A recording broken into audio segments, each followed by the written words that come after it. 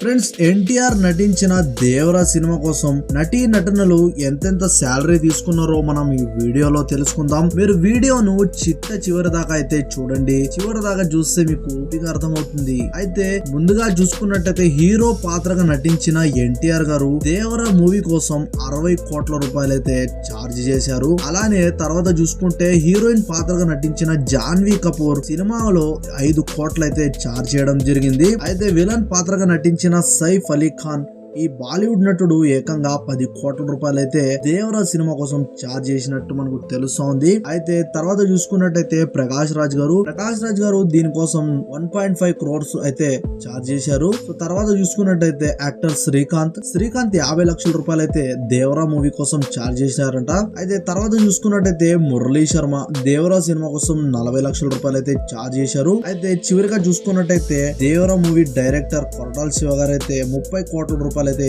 Charge చేశారు. Friends, ఈ video మీకు నచ్చితే లైక్ చేయండి. అలానే దేవరా సినిమా మీకు ఎలా అనిపించిందో కింద కమెంట్స్ లో తప్పకుండా చెప్పండి.